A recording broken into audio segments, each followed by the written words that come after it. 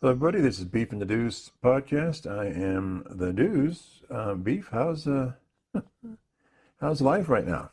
As you well know, I Woo. did some stuff, and some things. Mm, Don't recommend mm. ripping out chicken wire from your fence and painting your entire fence. Painting your entire fence in one Um, spot. Yeah. Oh my yeah, God. goodness. Now the paint sprayer is a phenomenal invention. That thing is amazing. Oh yeah.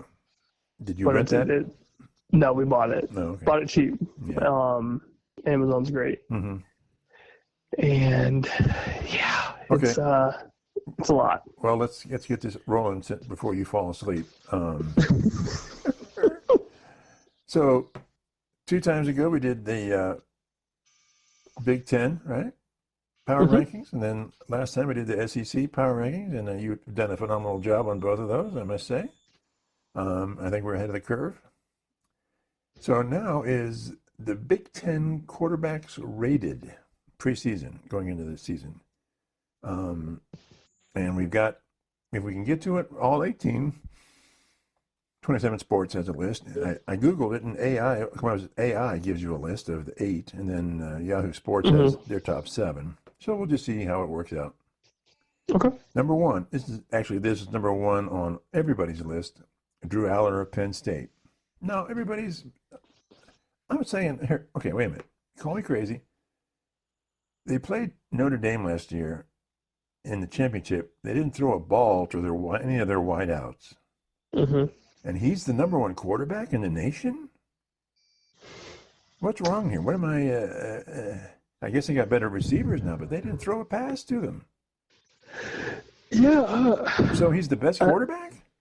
Gosh, it's No, I'm not buying it. it's very interesting to me because of like that factor alone. Like you saw him in the big time Mm-hmm.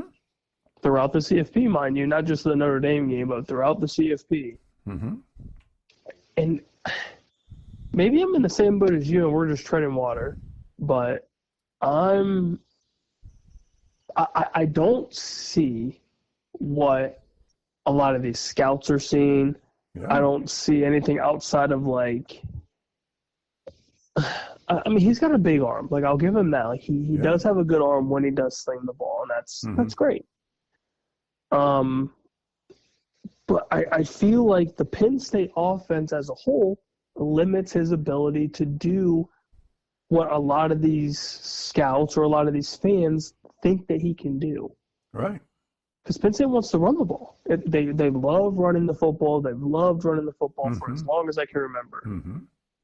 And they're not notorious for, these deep ball passes, these high-octane quarterbacks going to throw for 300-plus every game. Yeah. Offenses, it's just not who they are. Right. And, I mean, I can see where the hype could be real if this offense does change, coming into this 2025 season. But I'm not impressed with him. I wasn't impressed when he played Ohio State because he got smoked. Yeah. You beat the teams you're supposed to be, and of course he's going to look good. Mm-hmm. But then you play Notre Dame, which is a top 5 defense at the time of the matchup. Yeah. And he got smoked. More than smoked. Yeah. You're blown away. So I don't know. I don't see the number 1 hype. I could see it a little bit if they went with Luke Altmaier, who you have listed with 24/7 Sports as 2. I could understand that. So you would say Altmaier is the number 1 quarterback in college football? No, I would say Julian Sayin or Arch Manning is probably number 1 overall. All right. Well, that's okay. But okay. Well, let's keep with the number 1. So, your number 1 is a man who hasn't thrown a ball in anger, and you're saying he's the number 1 quarterback in football? Only reason I say that is you're crazy. You just painted a fence. I'm crazy. You've been inhaling paint fumes all day long. Oh, that could be a lot of that.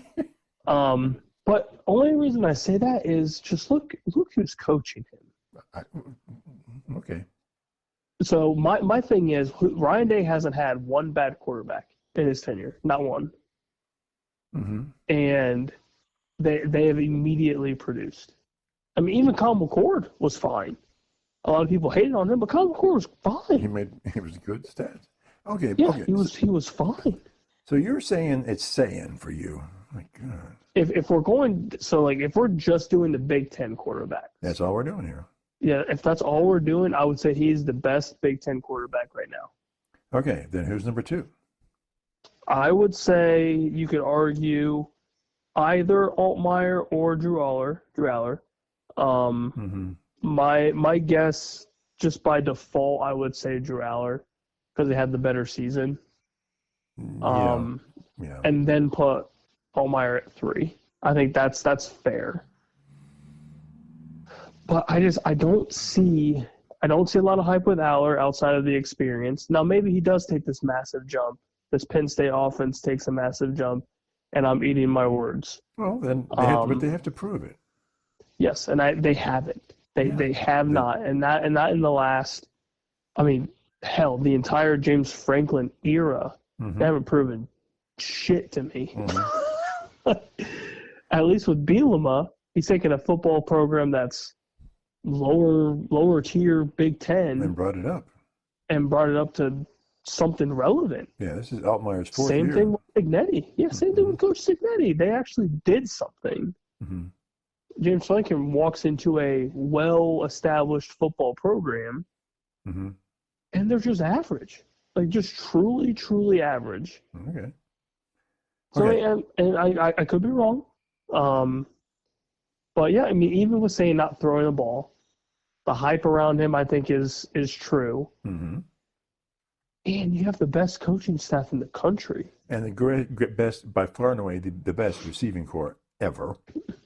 Yes. Ever. Yeah, you get to throw the ball to future first-round draft picks off rip. Yeah. Yeah. You're going to be okay. With a really, even though it's a young backfield, we know that it's a quality backfield. Might not be the last 2 guys, but at least a good backfield. Yeah, and again, I can see where the argument would be for Aller experience-wise. Like if that's your argument, then okay. But he doesn't even have Tyler Warren to throw to. Yep. So your whole offense is completely different in that sense. That's his whole offense, right? Tyler Warren. Yep. It was short passes and dump and goes and the occasional like 10 to 15 yard pass. Like okay, man. And then with Luke Altmaier, he's coming off his best season, almost throwing like 3,000 yards. And they were a 10-1 team. His first 2 years were with Ole Miss, Lane Kiffin, so that's good pedigree there. Good pedigree. Yeah, so he's coming from a offensive-minded background. So that in turn could benefit him as well as benefit Illinois. But yeah, if you're going just based off pure quarterback talent, yeah, I gotta say Julian Sayin. Okay. So they all had Drew Aller. 24/7 had Luke Altmaier at 2. Yahoo had him at 2. So AI, whoever AI is, had Aller and then Sayin at 2. And so then who are you saying it? Then who are you saying at 3? You're saying Altmaier. I'll say Altmaier at 3. Okay, they were pretty consistent. AI has Dante Moore with Oregon at 3. So okay, no real explanation. They just kicked it out. So, but that's what their number 3 was. So you got Sayin, Aller, Altmaier, and then who would you have it for? I feel like by default, since he's played, and you've kind of seen spurts of like decent football, I would put Dylan Raiola, put him at 4. He finished strong last year. Yeah, so I would say you throw him at 4. He's got the experience under Matt Rule's, tenure. And he's got to prove something. Yeah. And I feel like this would be the year out of all years to do that. Because you don't know who anybody else, quarterback-wise, is going to be outside of Nico with UCLA, probably. Bryce Underwood with Michigan, probably. Yeah. And then you bring up Dante Moore. He hasn't really played. you don't really know much about him. He's just kind of dropped into Oregon. So Well, that's and I get the Dan Lanning experiment has gone pretty well. So far, pretty good. But he's got big shoes to fill, and so does Julian Sane with Will Howard departing to go old Pittsburgh. But I mean, you've got to backfill the shoes of Bo Nix and Dylan Gabriel. That's tough. So you've got Raiola. 24/7 has it. Number 4 is Dante Moore with Oregon. Okay. Last time he played was with UCLA in 23. So that's kind of he played, but it's with a year off. It's a bit of an open book for him.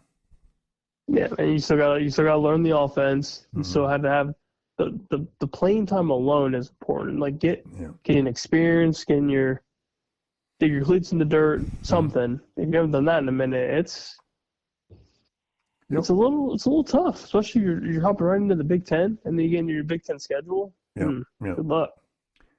24/7 has Fernando Mendoza with Indiana at number 5. AI has Altmaier at Illinois at 5. Boy, they dropped him down. Yeah.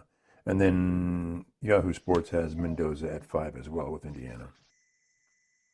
Interesting. So where did this Mendoza kid play? Where did he? I don't know. He didn't play with Indiana last year. He's a transfer. Interesting. I don't know much about him, so I don't have too much to say about him. Yeah. Okay. So who would your 5th be then? Why aren't you putting Underwood higher? Because you're putting Sayin at number 1. Underwood was a top-rated recruit in college football last year. Yeah, I'm not a huge fan of Nico, and the unknown with this Mendoza kid. I mean, I don't know anything about him. Okay, right. So by default, I'm not gonna just toss him in. All right. I mean, Bryce Underwood's a stud. So I would almost throw him in the mix. Just because. I mean, he's a highly touted recruit. He's going to a relatively good program. And it's kind of his job to lose because Michigan had no quarterback play last year. Right. Terrible. Right. So I would just toss him in there just for fun, just for giggles. So you have him at 5. Yeah. Again, we have Mendoza at 5, and then Altmaier at 5. 6, 24/7 has Raiola at 6. Okay. We talked about number 4. AI has Underwood at 6. And Yahoo Sports has Raiola at 6 as well. Okay. So then who are you looking at for 6?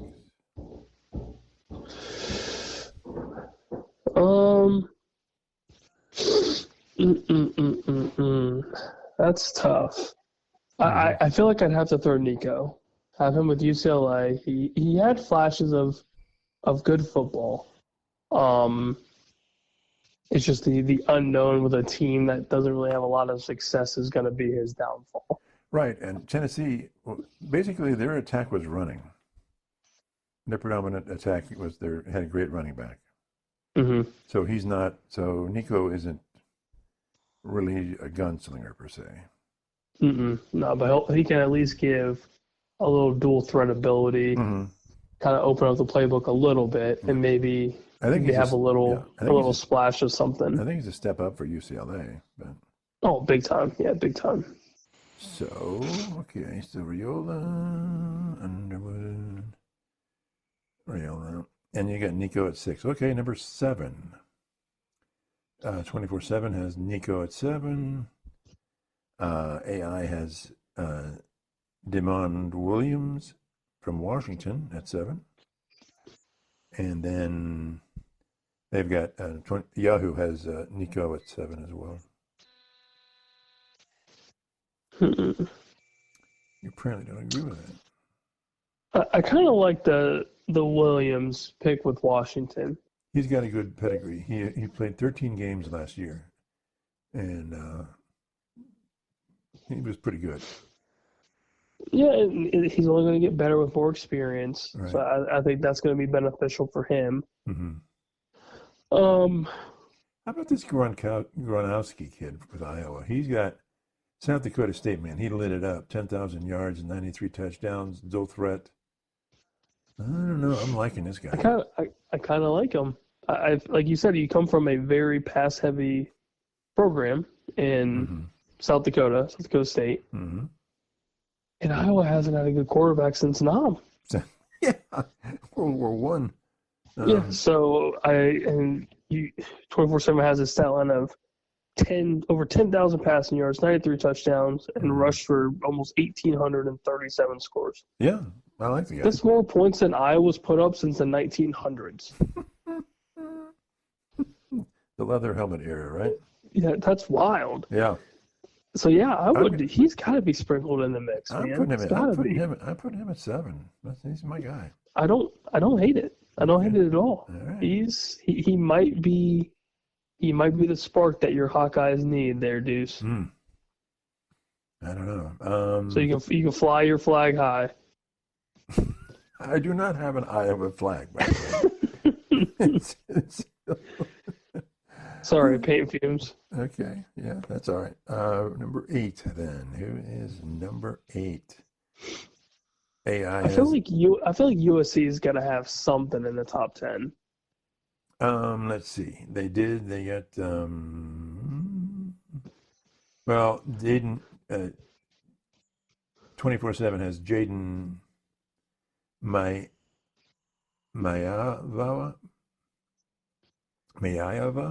Is that the one that chased out Miller Moss? Yeah, that guy.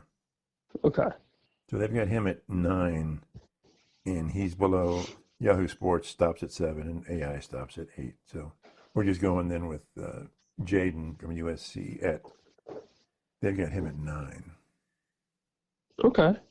Yeah, Lincoln Riley still has some quarterback pedigree in him. I know he's been struggling.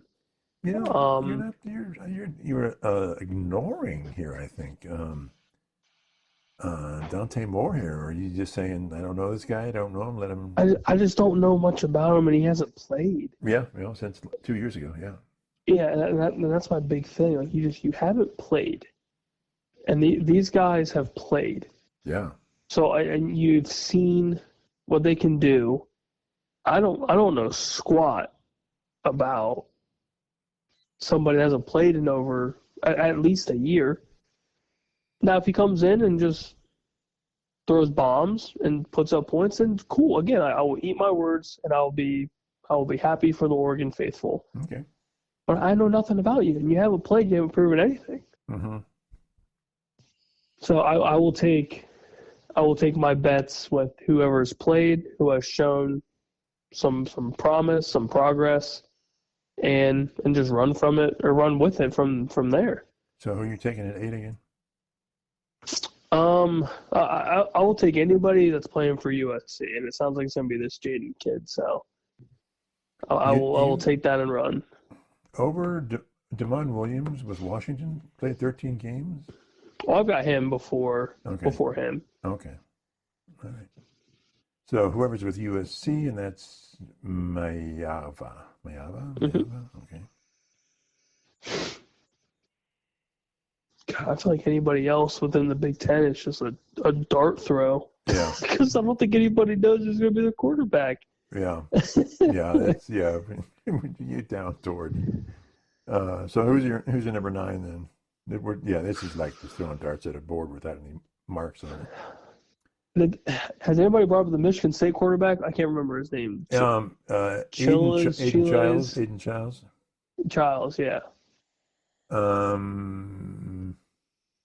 Because his big thing was mistakes. Like he just turned over the ball way too much, but he was still good. He has an enormous arm, but has to cut down on his mistakes. He had a lot of mistakes.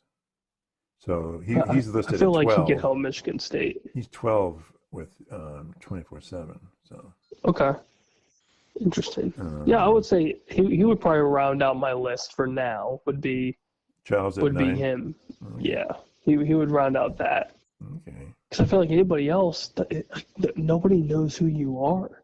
I don't Yeah. think anybody truly knows. Yeah. Let's talk Outside of whoever's monitoring their, their camps and stuff. Yeah. But Let's talk Wisconsin. Billy Edwards Jr. played the first 2 years at Maryland, transferred to Wisconsin.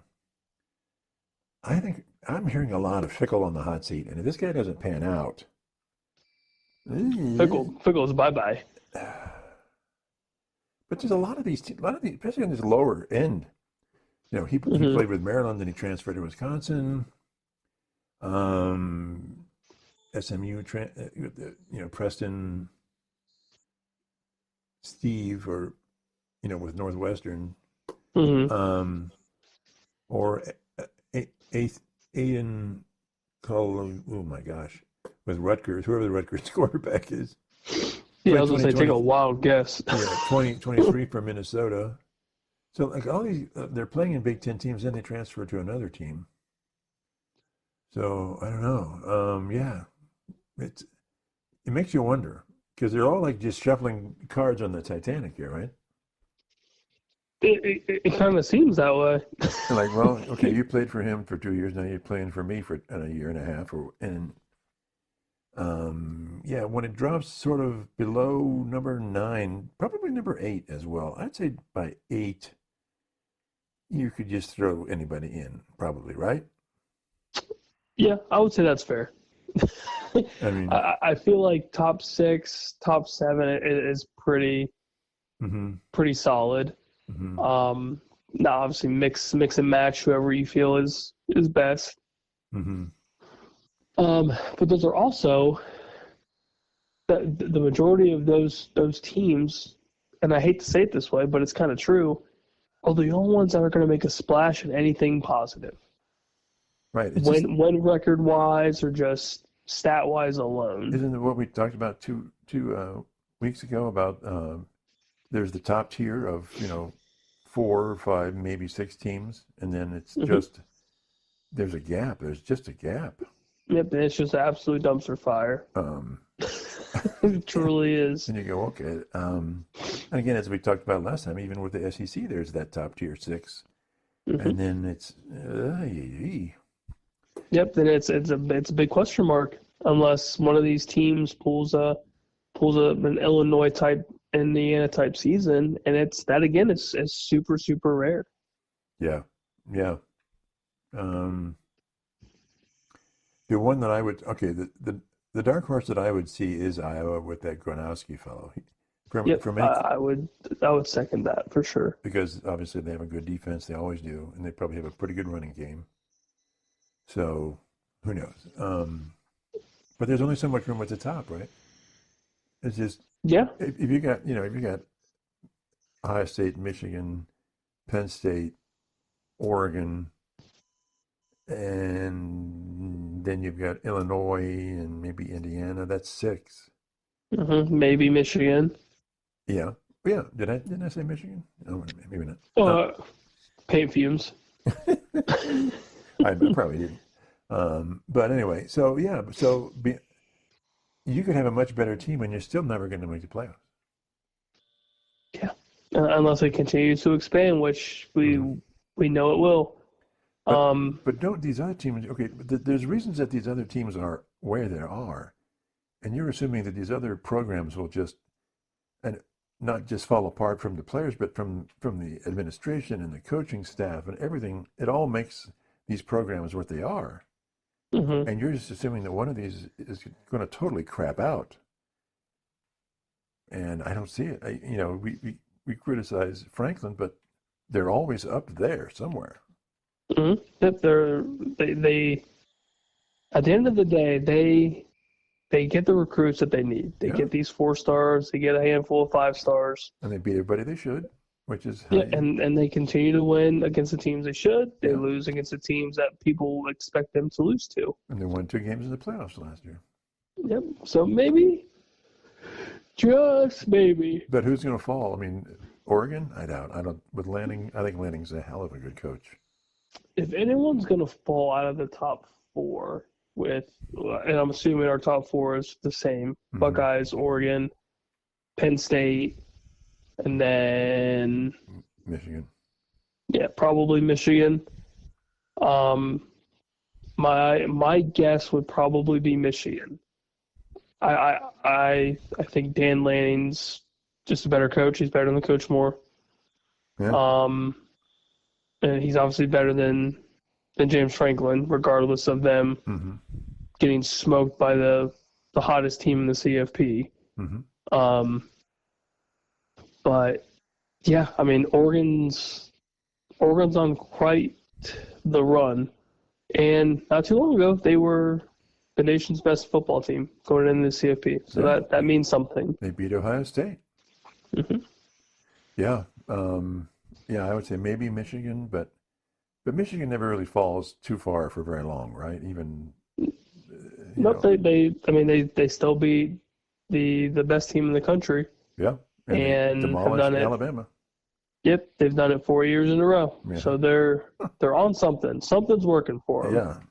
So it's only a matter of time before something positive happens for them outside of continuously beating us. So yeah. So you're looking at those, and then you're looking at I'm definitely looking at Illinois, and probably to me then it's Indiana, Iowa that are lurking. Would you say? Yeah, I would say Iowa if this new quarterback pans out. To be half That team gets very interesting very fast. Yeah. Very, very quickly. And again, if that defense is as good as typically advertised, yeah, Big Ten's going to be in a little bit of trouble. Yeah. And if Signetti's as good as he's been billed as, then the whole Big Ten could be a tad spicy, just a tad spicy. Yeah, but okay, we've got Illinois, Indiana, and Iowa sort of lurking at 5, 6, 7, right? So even at that, even if they're still there at 5, 6, and 7, they still have to crack the top 4.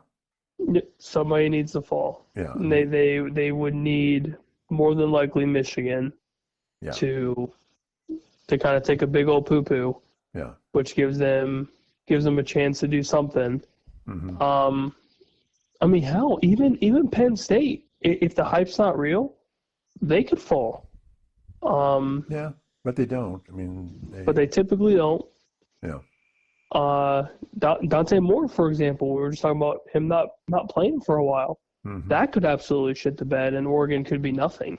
Who knows? Yeah, but then you have to look at the coaches and the staff and the program, and you go, I mean, they just don't. They may make a mistake once, but then they're not going to make it. It's just their systems are built for success. You know what I mean? Yeah, it's highly unlikely that they're just going to go down the crapper. But even if he doesn't pan out, he's not going to destroy their program. I'm sure they have another 4 or 5 star quarterback just lurking. Somebody wants to play for Oregon. A lot of people want to play for Oregon. Yeah, they like them jerseys. They like the swag. Okay. So I think we're done with the top 10 list. Well, we about top 9. I think that's as far as we need to go with that, right? Yeah, I don't think anybody. And again, it sounds terrible. I don't think a lot of people care about who's going to start for Minnesota or Rutgers or. Yeah. Northwestern. Right. Outside of the Big Ten faithful, I mean, at least for me. Yeah. It doesn't really faze me none. I'll figure out who's starting when the time comes. Yeah. Worry about it when I have to, right? Absolutely. Okay. Anything else you want to talk about before we let you go? How'd your tournament work out for you today or for the weekend? Well, my boy Scotty won it. Yeah. And the bits and pieces that I was able to watch, in and out of my house, covered in paint. Jack's place did it again. Just an overall headache for everybody. But Scotty is on a Nicholas Tiger Woods-esque run. He's won back-to-back, which Tiger has only done prior to today. And this guy has made $30 million. Or no, $10 million? Yeah, $10 million in 30 days in just golf. Not bad. That's insane. Yeah, that's like Deshaun Watson kind of money. Like, that is insane. Like, So, how many majors does he have? he's got 3. He's got 2 Masters, and he won the PGA this year. And how old is he? He is 28 to 30. Is he going to get 17? At this rate, it would not surprise me. I mean, he's consistently, if he's not winning tournaments, he's consistently in the top 5, top 10. And he's only started winning since, I was looking on Twitter, I can't remember who said it. He's only started winning since like February of 22. So he's done all of this in the span of 2.5, 3 years. And he's got like 16 or 17 total wins. Okay. All right. Which is insane. Yeah. And he's winning tournaments such as, again, 2 times at the Masters, which people beg and pray to win it once. Mm-hmm. He obliterated the field at the PGA. He's winning, Arnold Palmer's. He's winning. I mean, he's just big, big tournaments. And then he's in the running for every major, it seems like. Yeah. And he makes every cut. Yeah. And his downfall, if there is any, is putting. Yeah. That's his only weak link because his ball striking's second to none. I mean, it's crazy. And most of us got the privilege to watch Tiger Woods play, and we obviously know how amazing he was. Mm-hmm. And then for the generation older than me, watching Jack Nicklaus play was obviously the best of all time. Yeah. The key thing that with Nicholas, which is overlooked, is especially in the majors, the number of times he came in second place. Just insane. Oh, he would be the runner-up in these tournaments, and it's like, wow. It's just up there all the time when he's in his prime, of course. Yeah, and that's kind of what Scotty's doing. If he's not winning, he's in the top 5. He's in the top 3, or he's the betting favorite going into a tournament that he's not leading. Like it's wild. Now, is he leading going into today then? Yeah, today he was up by 1 stroke. Okay. But prior to would have been yesterday, he was top 10. Like Ben Griffin, I think day 1 shot a 7 under. 7 under, I think he shot a 65, which at Muirfield is nuts. Yeah. Which is truly nuts. Especially with the weather. Oh, yeah. I mean, Thursday was perfect for everybody. Friday was an absolute dumpster fire. Mm-hmm. And Scotty still shot like 2 under in the pissing down rain. Just on one of the hardest courses on tour. I'm going to shoot a 2 under. Huh? Are you serious? Yeah. I mean, it's his ball control. Everything is it's perfect. And he's just continuing to win. And now you go into, in a couple weeks, you got the U.S. Open. Mm-hmm. And then you have the Open shortly after that. Mm-hmm. This dude could mess around and get the Grand Slam in 2 years. You think he could do it all? That's unheard of. Can you do it all in 1 year? So he didn't win the Masters. Oh, that's right. He didn't win the Masters this year. Okay. But he could do 3 of them. He could do 3 out of the 4.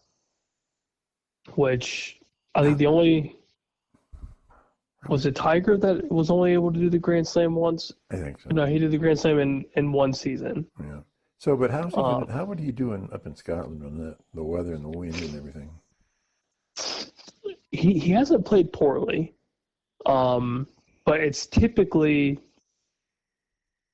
if I'm not mistaken, it's typically whoever has the better total ball control, and It's almost like the most creative golfer, right? Because you could putt from the fairways out there. Mm-hmm.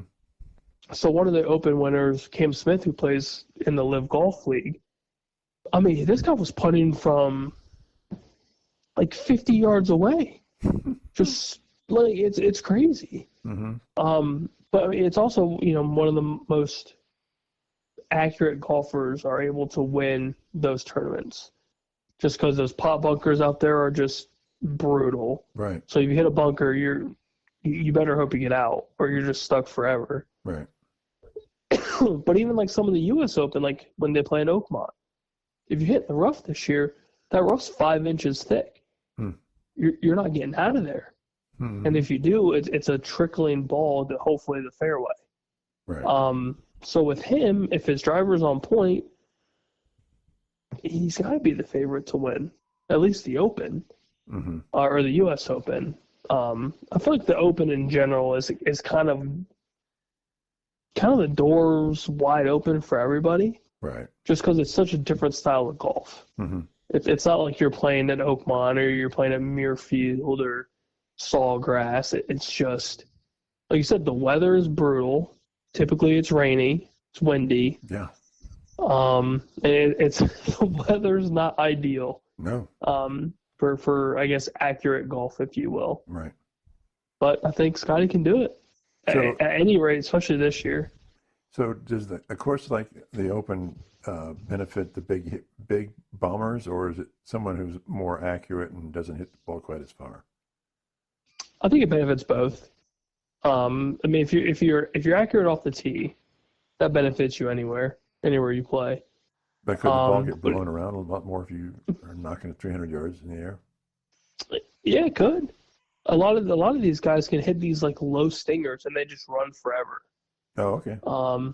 I mean, Scotty can control the ball and do whatever he wants. That's kind of his big thing is that ball control. Mm-hmm. And he could drive the ball a mile too.